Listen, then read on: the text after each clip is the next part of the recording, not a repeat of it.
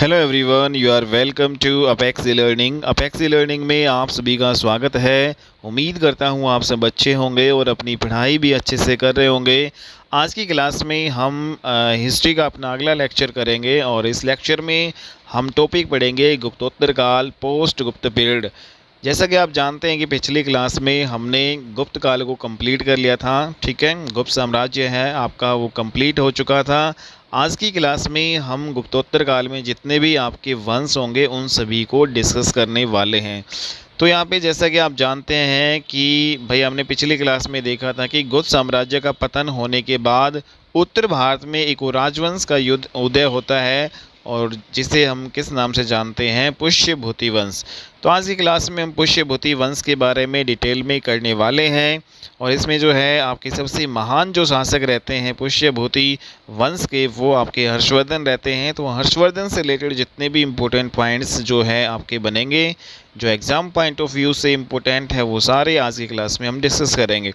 तो यहाँ पे हर्षवर्धन है 606 से लेकर 647 ईस्वी तक ये शासक रहते हैं। ठीक है, स्थानेश्वर जो है इनकी राजधानी होती है और यहाँ पे जो हर्षवर्धन है वो भारत का अंतिम हिंदू शासक था। तो वेरी वेरी इंपॉर्टेंट क्वेश्चन है, भारत का अंतिम हिंदू शासक की बात करें तो कौन है?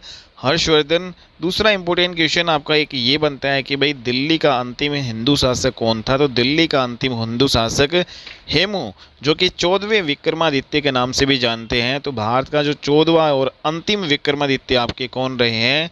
हेमू जो है आपके ये रहे, हेमचंद्र विक्रमादित्य। तो दिल्ली का ये अंतिम हिंदू शासक है। एक और इम्पोर्टेंट क्वेश्चन आपका ये बनता है कि भारत में हिंदू शासन का अंतिम शासक किसको कहा जाता है? तो जो हिंदू शासन है उसका अंतिम शासक कहा जाता है पृथ्वीराज चौहान को। तो भारत में हिंदू शासक का अंतिम शासक किसे कहा जाता है? हिंदू शासन का अंतिम शासक कहा जाता है पृथ्वीराज चौहान को। तो तीनों इंपॉर्टेंट क्वेश्चन है एग्जाम पॉइंट ऑफ व्यू से, काफ़ी ज़्यादा इंपॉर्टेंट, काफ़ी ज़्यादा रिपीटेड क्वेश्चंस है। ठीक है, इनको आपको ध्यान में रखना है।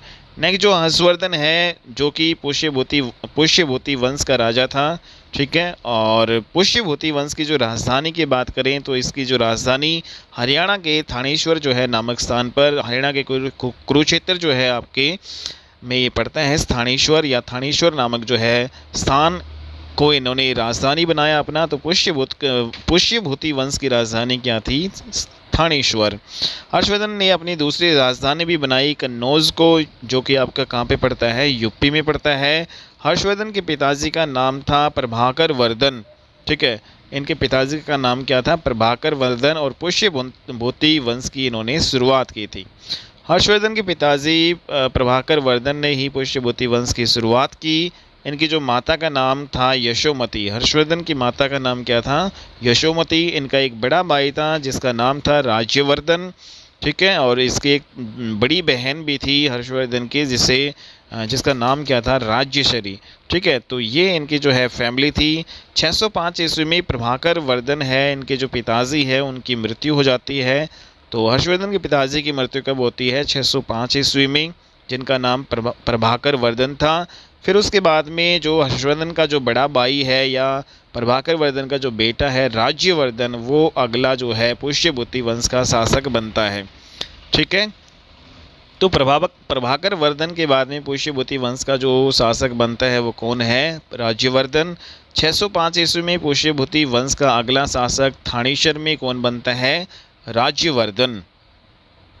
ओके, और ये राज्यवर्धन जब शासन कर रहा था तो इसी के समकालीन, इसी के टाइम पीरियड के दौरान मालवा में जो है एक शासक शासन कर रहा था जिसका नाम क्या था? देवगुप्त। ठीक है, तो राज्यवर्धन जब शासन कर रहा था थानेसर में तो सेम जो है टाइम में ही मतलब उसी टाइम पीरियड के दौरान जो मालवा का जो शासक वो कौन था? देवगुप्त। और बंगाल में जो है शासन कर रहा था शशांक। ठीक है, बंगाल में शशांक कर रहा था और मालवा में देवगुप्त कर रहा था। तो यहाँ पे एक जो आपका ये बनता है इम्पोर्टेंट पॉइंट कि इसी के जो समय में उत्तर प्रदेश के कन्नौज में मौखरी वंश चल रहा था और मौखरी वंश का इस समय जो शासक कौन था? ग्रहवर्मन। ठीक है, तो यूपी में जो यूपी का जो कन्नौज है उसमें मौखरी वंश होता था और उसी मौखरी वंश का शासक कौन था? ग्रहवर्मा। तो इन तीनों के बीच में जो है ये ट्रायंगल हम अगर बनाएं तो इन एक तरफ जो है आपके ये ग्रहवर्मा थे, दूसरी तरफ क्या थे, शशांक थे, और तीसरी तरफ आपके मालवा के जो शासक आपके कौन थे, देवगुप्त थे। तो ये तीनों जो है के बीच में मतलब क्या होता है कि भाई जो ग्रहवर्मन जो है, ग्रहवर्मा या ग्रहवर्मन की पत्नी राज्यवर्धन की बहन राजश्री थी। तो ग्रहवर्मन है उसकी पत्नी कौन थी, राज्यश्री, और राज्यश्री कौन थी, ये राज्यवर्धन की बहन थी। ठीक है, मीन्स हर्षवर्धन की भी बड़ी बहन थी। तो बंगाल का जो शासक है शशांक, वो राज्यश्री से विवाह करना चाहता था। ठीक है, तो क्या होता है कि क्योंकि मालवा का शासक देवगुप्त और बंगाल का शासक शशांक दोनों आपस में मित्र हुआ करते थे। ठीक है, मालवा का तो देवगुप्त था और जो बंगाल का कौन था, शशांक की शासक, दोनों आपस में एक दूसरे के मित्र थे। इसलिए इन दोनों ने मिलकर कन्नौज पर आक्रमण कर दिया। ठीक है, और कन्नौज में ही जो मोखरी वंश आपका चल रहा था और वहाँ का जो राजा ग्रहवर्मन था उसकी हत्या कर दी, और जो राज्यश्री थी उसको अगवा करके अपने साथ बंगाल लेकर शशांक है वो चला जाता है। ठीक है, तो शशांक है वो हर्षवर्धन की बहन राज्यश्री को अगवा करके जो है लेकर चला जाता है, और जो हर्षवर्धन के जो आपके ये जीजाजी हैं ग्रहवर्मन, इसकी भी हत्या कर देते हैं। तो क्या होता है कि भाई लेकिन जब राज्यवर्धन को इस बात का पता चलता है कि शशांक के चंगुल से अपनी बहन को जो है वो छुड़ाने के लिए जो है चला जाता है, जैसे ही उसको पता चलता है राज्यवर्धन को, शशांक के चंगुल से अपनी बहन को छुड़ाने के लिए चला जाता है बंगाल। ठीक है, तो राज्यवर्धन का सबसे पहला जो मुकाबला है वो मालवा के शासक देवगुप्त से होता है, जिसमें राज्यवर्धन ने उसे पराजित करके उसकी हत्या कर दी। ठीक है, तो मालवा का जो देवगुप्त है उसकी तो हत्या कर दी, लेकिन जो शशांक था बंगाल का, तो शशांक ने राज्यवर्धन की हत्या कर दी। ठीक है, जो ये शशांक है वहाँ पे छुड़ाने गया अपनी बहन को राज्यवर्धन, तो वहाँ पर जो है इसी राज्यवर्धन की शशांक ने, बंगाल का जो शासक था, तो शशांक ने राज्यवर्धन की वहाँ पे हत्या कर दी, और 606 ईस्वी में शशांक ने राज्यवर्धन की हत्या की थी। ठीक है, तो 605 में इसकी पिताजी की मृत्यु हुई थी, राज्यवर्धन के पिताजी प्रभाकर वर्धन की, और अगले ही साल 606 ईस्वी में राज्यवर्धन की भी मृत्यु है वो शशांक कर देते हैं। तो मात्र 16 वर्ष की आयु में पुष्यभूति वंश का फिर अगला शासक कौन बनता है, हर्षवर्धन। मीन्स जो राज्यवर्धन का छोटा भाई है हर्षवर्धन, वो मात्र 16 वर्ष की आयु में ही पुष्यभूति वंश का अगला शासक बनता है, और फिर यही बदला लेता है उस शशांक से।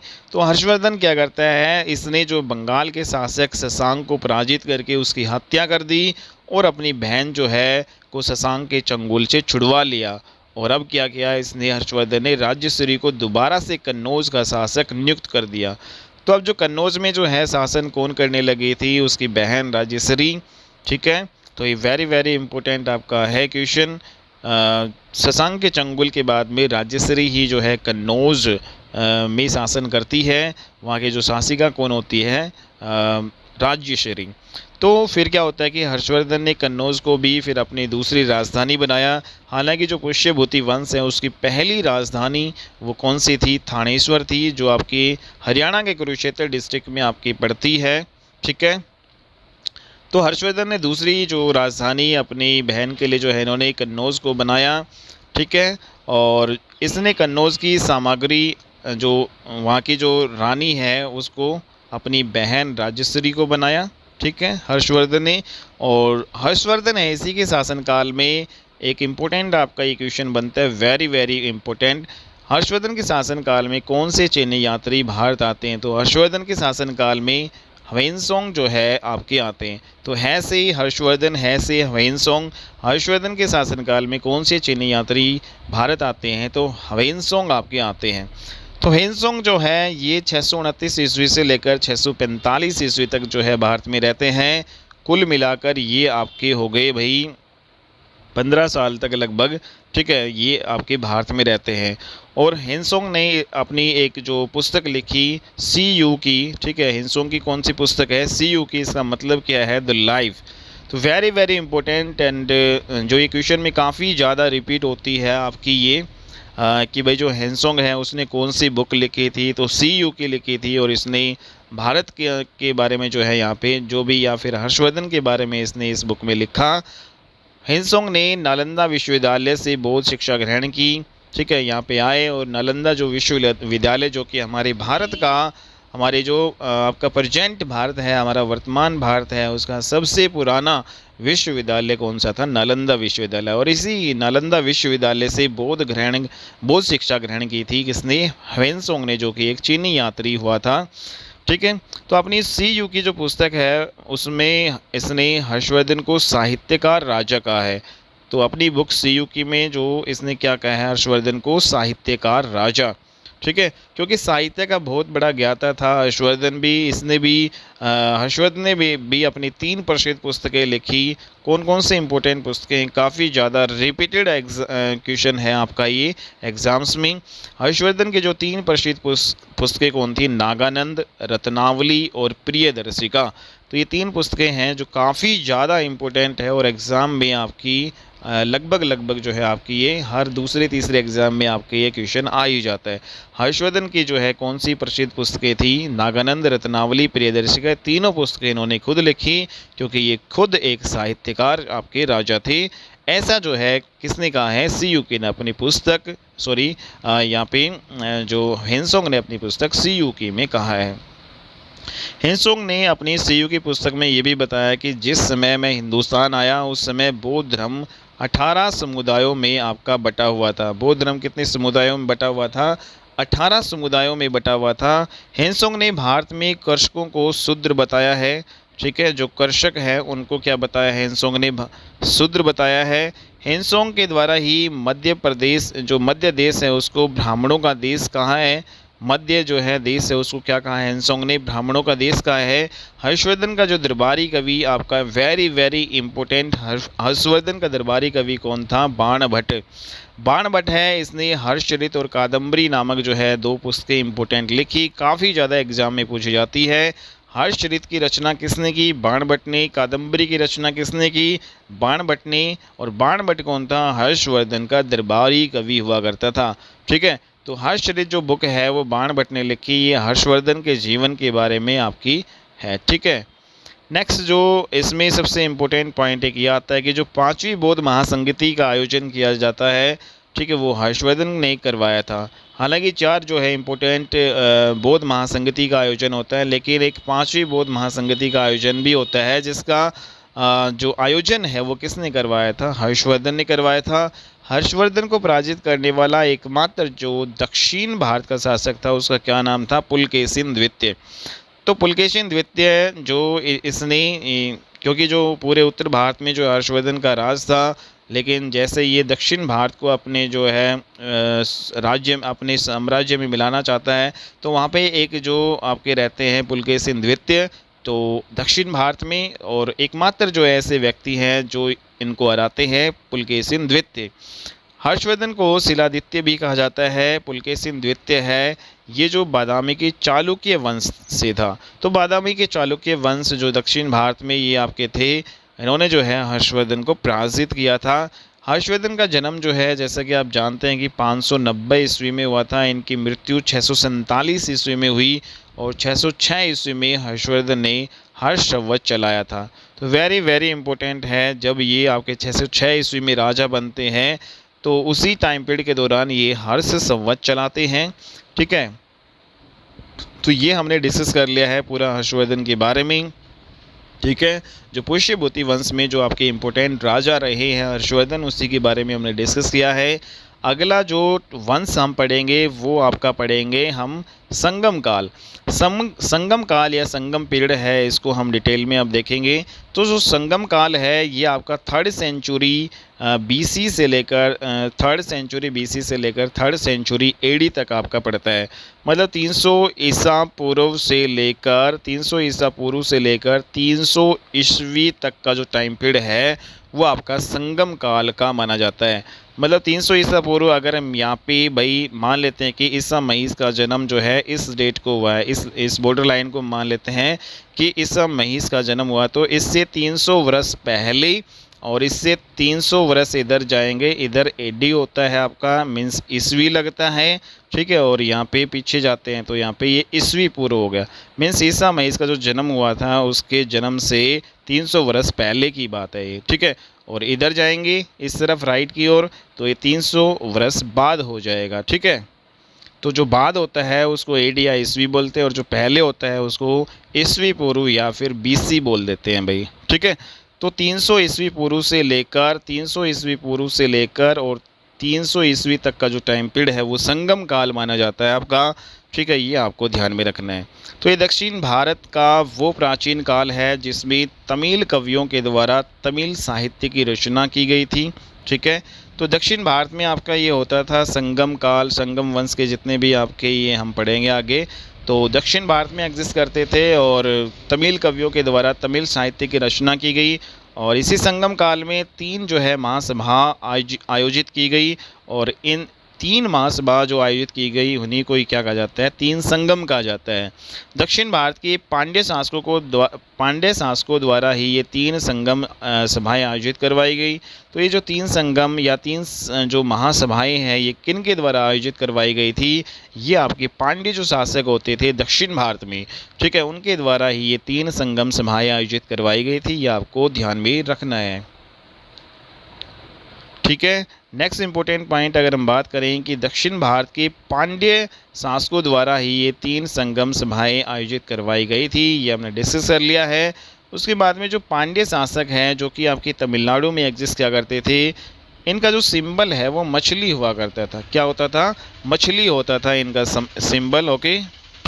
तो यहाँ पे हमने डिस्कस किया कि जो पांड्य शासक हैं तमिलनाडु में एग्जिस्ट किया करते थे और इनका सिंबल है वो क्या होता था? मछली होता था।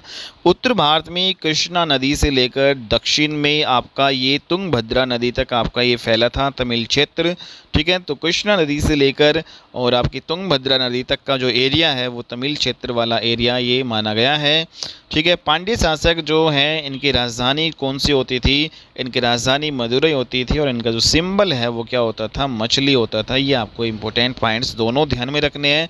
नेक्स्ट जो प्रथम संगम आपका मानते हैं, जैसे 3 संगम हुए थे, तो प्रथम संगम है आपका, फर्स्ट जो संगम है ये आपका कहाँ पे हुआ था? ये आपका मदुरई में आयोजित किया गया था। पहला जो संगम कहाँ पे आयोजित किया गया था? मदुरई में आयोजित किया गया था और दक्षिण के पांड्य राजवंश द्वारा ये आयोजित करवाया गया था। इसकी अध्यक्षता पहले संगम की किसने की थी? इसकी आपकी अगस्त्य ऋषि ने की, जिसको आगित्यार ऋषि भी बोलते हैं, ठीक है, आगित्यार ऋषि भी बोलते हैं। और इसमें जो है 549 सदस्य आपके कुल मिलाकर शामिल थे। तो पहला जो संगम है उसमें जो ग्रंथ है वो आगित्यम ग्रंथ की रचना हुई थी और ये इस ग्रंथ की रचना किसने की थी? अगस्त्य ऋषि ने की थी। और ये पहले संगम के दौरान ही जो ग्रंथ जो रचा गया था वो आगित्यम ग्रंथ रचा गया था आगित्य ऋषि के द्वारा। ये आपको इंपॉर्टेंट पॉइंट ध्यान में रखना है। और पहले संगम में टोटल कितने सदस्य शामिल हुए थे? 549 सदस्य इसमें शामिल थे। दूसरे संगम की बात करें, यहाँ पे जो कहाँ पे आयोजन हुआ था दूसरे संगम का? कपाटपुरम में आयोजन ऐसा करवाया गया था। पांड्य वंश के राजवंशों ने ही एक आपका करवाया गया था, पांड्य वंश के राजवंशों ने। और इसकी अध्यक्षता कौन करते हैं? अगस्त्य ऋषि ही करते हैं। लेकिन बाद में फिर इनके जो एक शिष्य होते हैं जिसका नाम है तोल कप्पियार, ठीक है, तोल कप्पियार, इनके जो अगस्त्य ऋषि के जो शिष्य होते हैं तोल कप्पियार, इनके द्वारा ही बाद में फिर अध्यक्षता की गई थी। और जो संगम वंश है इसमें टोटल कितने सदस्य शामिल थे? इसमें 49 सदस्य शामिल थे। तो द्वितीय संगम के दौरान जो ग्रंथ रचा गया था जिसमें जो इसका जो अगस्त्य ऋषि का जो शिष्य है तोल कप्पियार, इसी के नाम से तोल कप्पियम ग्रंथ की रचना की गई थी। और इसकी रचना किसने की थी? तोल कप्पियम ग्रंथ की तोल कप्पियार जो है ने की थी। तोल कप्पियार कौन था? अगस्त्य ऋषि का ही शिष्य हुआ था, ठीक है, जिन्होंने सेकंड संगम की अध्यक्षता की थी। तो ये आपको ध्यान में रखना है। तोल कप्पियम एक प्रकार से क्या है? ये एक तमिल भाषा या फिर तमिल भाषा का व्याकरण ग्रंथ हम कह सकते हैं। तो तमिल व्याकरण ग्रंथ है जिसको क्या कहा जाता है? तोल कप्पियम, ठीक है। और इसकी जो रचना किसने की थी? तोल कप्पियार ने, ठीक है। तो ये आपको ध्यान में रखना है। तीसरा जो संगम हम अब देखते हैं, तीसरा जो थर्ड संगम है जिसको उत्तरी मदुरई में ये इसका आयोजन किया गया था, ठीक है, जो उत्तरी मदुरई में ये आयोजन किया गया था और इसकी अध्यक्षता नक्कीरर द्वारा की गई थी और पांड्य शासकों द्वारा ही ये आयोजित किया गया था और इसकी अध्यक्षता किसने की थी? नक्कीरर। ठीक है, और इसमें कुल मिलाकर वही सेकंड और थर्ड में टोटल 49 आपके सदस्य थे। तृतीय संगम के दौरान जो आपके पत्तू पातू, ठीक है, तो पत्तू पातू ग्रंथ की रचना की गई थी। पत्तू पातू ग्रंथ की रचना जो है कौन से संगम में की गई थी? तो तीसरे संगम में ये आपकी की गई थी। अध्यक्षता इसकी नक्कीरर ने की थी। ठीक है, 49 सदस्य इसमें थे। पांड्य शासकों द्वारा ही आयोजन करवाया गया था। तृतीय जो संगम के दौरान जो ग्रंथों की रचना हुई तो इसमें पहला आपका ये है पत्तू पातू, ठीक है, पत्तू पातू। दूसरा इत्तू तोगई, ठीक है, और तीसरा आपका है पदिनेन कीलणक्कू, ठीक है, पदिनेन कीलणक्कू। तो ये आपके 3 ग्रंथ है जो तृतीय संगम के दौरान आपके रचित हुए थे।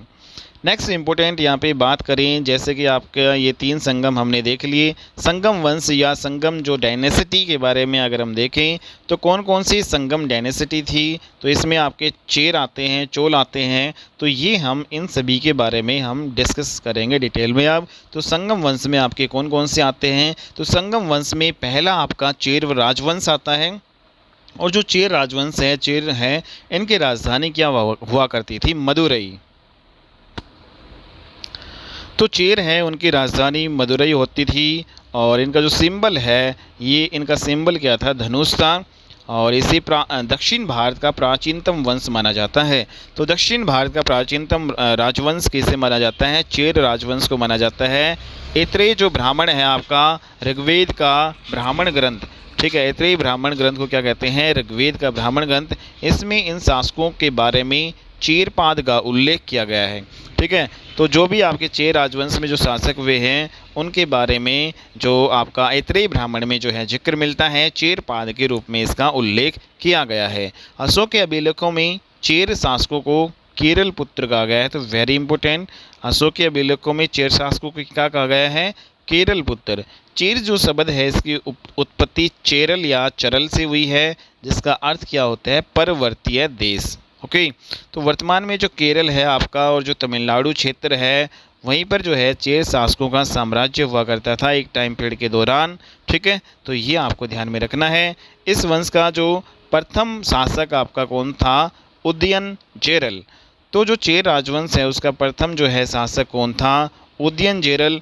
अगर इसके बारे में हम डिटेल में देखें तो 130 ईस्वी में जो है इसका काल जो है टाइम पीरियड माना जाता है, क्योंकि इसी ने कुरुक्षेत्र में चलने वाले युद्ध में सारे सेनानियों को भोजन कराया था, इसलिए इसे महाभोज उदयनचेरल की उपाधि धारण की थी। तो महाभोज उदयनचेरल की उपाधि धारण किसने की थी? उदयनचेरल ने, जो कि आपका चेर राजवंश का प्रथम आपका शासक था। ठीक है, क्योंकि इसने कुरुक्षेत्र में चलने वाले युद्ध में जो सारे सेनानी हैं उनको भोजन कराया था।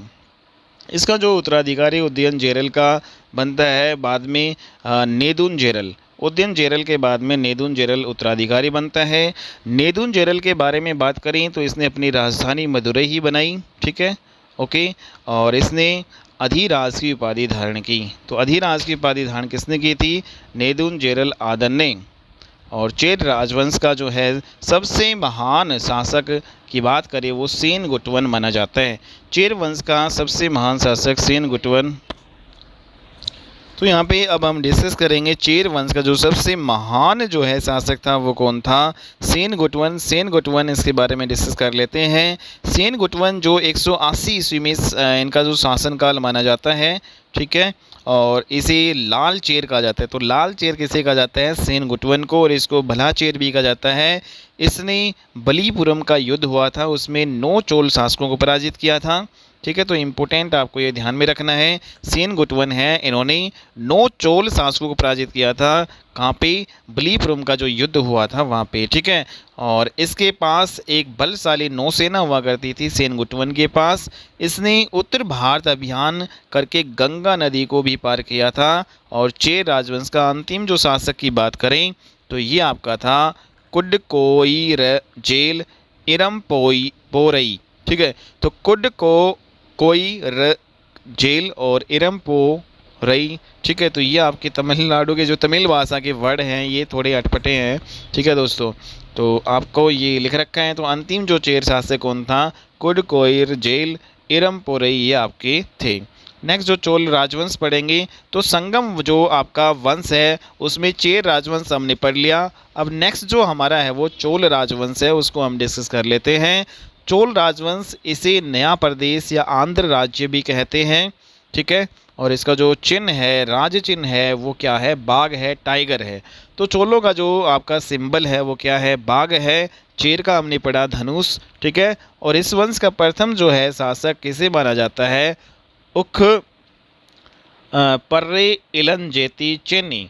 तो चोल राजवंश का प्रथम शासक कौन था, उक पर्रे इलंजेती चेन्नी, इसको माना जाता है। और इसकी जो चोलों की राजधानी क्या थी, उरैयूर। ठीक है, तो इसकी राजधानी क्या थी, जो आपका ये था पहला जो प्रथम शासक था उक पर्रे इलंजेती चेन्नी, इसकी राजधानी उरैयूर थी। और इस वंश का दूसरा जो शासक था वो उसका नाम था एलारा।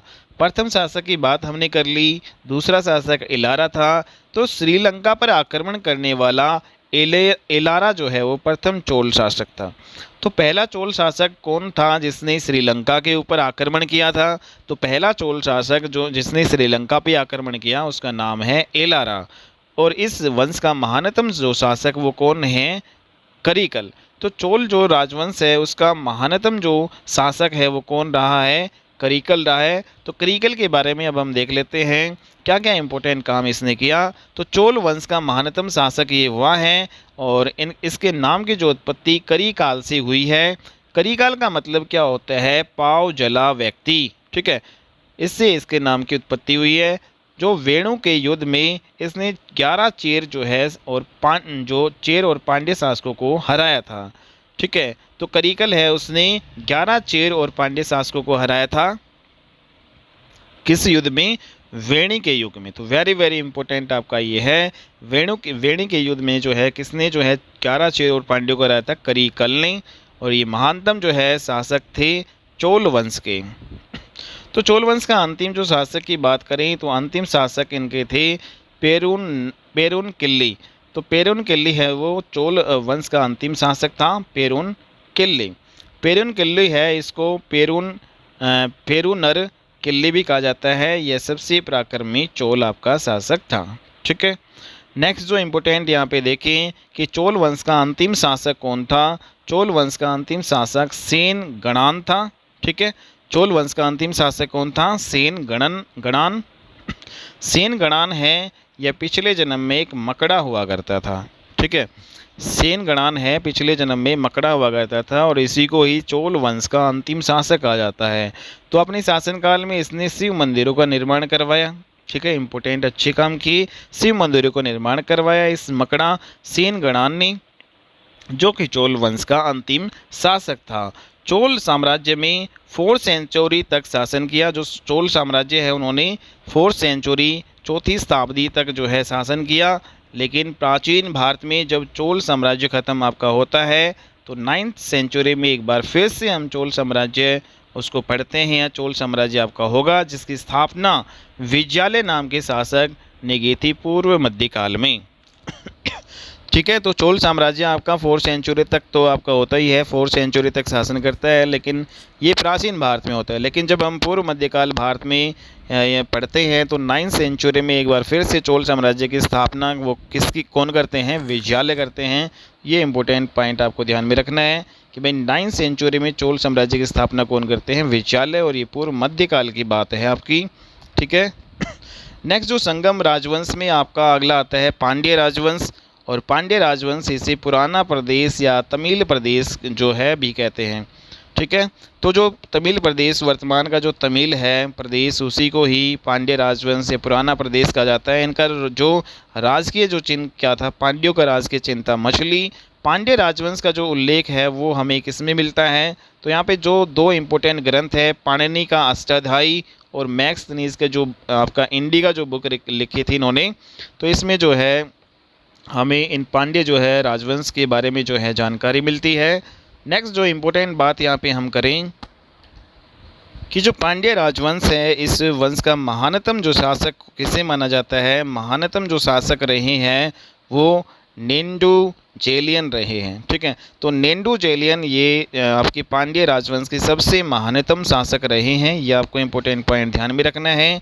तो नेंडुजेलियन इसने क्या किया, इसने तेलयांगामन का युद्ध जो है उसमें 5 चोल और चेर शासकों को पराजित किया था। तो 5 चोल और चेर शासकों को पराजित किया था नेंडुजेलियन ने। ठीक है, तो ये आपको इम्पोर्टेंट पॉइंट ध्यान में रखना है। तो नेंडुजेलियन जो कि पांड्य राजवंश का सबसे महानतम जो है शासक था, इसने 5 चोल और चेरों को हराया। कौन से युद्ध में? तेलयांगामन का युद्ध में। ठीक है, ये आपका दिया गया है इस युद्ध में। और इस वंश का अंतिम जो शासक है, पांड्य राजवंश का अंतिम जो शासक है नल्लीवकोडन। कौन था? नल्लीवकोडन। ये आपको ध्यान में रखना है भाई। ठीक है, तो ये हमारा जो आपका प्राचीन भारत है पूरा कंप्लीट हो चुका है भाई। ठीक है, प्राचीन भारत है हमने नोट्स के माध्यम से पूरा कंप्लीट कर लिया है। ओके, तो अब हम जो है अगली क्लासेस में जो आपकी हिस्ट्री की आएंगी उसमें आपका जो मॉडर्न हिस्ट्री है उसका आपका पोर्शन बच रहा है, और जो आपका वर्ल्ड हिस्ट्री है उसका आपका पोर्शन बच रहा है। तो मॉडर्न हिस्ट्री की लगभग आपकी 5 से 6 क्लासेस आएंगी जिसमें हम फिनिश कर लेंगे, और जो वर्ल्ड हिस्ट्री है इसमें भी लगभग आपकी 5 से या 6 क्लासेस आएंगी। मीन्स कुल मिलाकर आपकी 10 से 12 क्लासेस और आएंगी, और 10 से 12 क्लासेस में जो आपकी आधे घंटे तक की लगभग आपकी रहेंगी। इन 10 से 12 घंटे में, या फिर यूँ कहें कि हम टोटल 6 से लेकर 7 घंटे की आपकी हिस्ट्री और बची है, और इस 6 से 7 घंटे में हम पूरी हिस्ट्री को नोट्स के माध्यम से कवर कर लेंगे दोस्तों। ठीक है, तो ये हमारी हिस्ट्री का लेक्चर था आज का। आपको कैसा लगा? अगर आपको ये वीडियो अच्छी लगी तो प्लीज़ जो है इस वीडियो को लाइक कीजिएगा, शेयर कीजिएगा ज़्यादा से ज़्यादा, और चैनल को सब्सक्राइब करना मत भूलिएगा दोस्तों, क्योंकि यहाँ पे जो है बहुत ज़्यादा मेहनत लगती है। सबसे पहले नोट्स बनाने, फिर उनकी PDF फॉर्म में बनाना, फिर इनकी जो है क्लास रिकॉर्ड करना, अपलोड करना, एडिटिंग करना, बहुत ज़्यादा मेहनत लगती है। तो आपको जो कंटेंट है वो बिल्कुल हाई लेवल का यहाँ पे मिल रहा है। ठीक है, और जैसे ही आपकी थ्योरी वाली क्लासेस कंप्लीट होंगी उसके बाद में हम फिर जो आपका MCQ बैच है उसको भी स्टार्ट करेंगे, और इस MCQ बैच में जितने भी आपके प्रीवियस ईयर क्वेश्चंस बनते हैं हिस्ट्री से रिलेटेड, ठीक है, उन सभी को हम डिस्कस करेंगे भाई। ठीक है, तो हिस्ट्री से रिलेटेड जितने भी MCQ क्वेश्चन बनेंगे उन सभी को हम डिस्कस करेंगे। ठीक है, जितने भी आपके एग्ज़ाम्स होते हैं उन एग्ज़ाम्स में जो प्रीवियस ईयर क्वेश्चंस आते हैं हिस्ट्री के सारे, चाहे कोई भी आपका एग्ज़ाम हो, चाहे UP PCS हो, या फिर हरियाणा PCS हो, या फिर कोई भी दिल्ली पुलिस हो, कोई भी पुलिस का एग्ज़ाम, रेलवे, इन सभी जो है कि प्रीवियस ईयर क्वेश्चंस हम जो है करेंगे। ठीक है, तो आज की क्लास में इतना ही। नेक्स्ट क्लास में मिलते हैं हम और अच्छी वीडियो के साथ। तब तक के लिए बाय एंड टेक केयर दोस्तों, और चैनल को सब्सक्राइब आप ज़रूर कर लेना। Okay, bye and take care.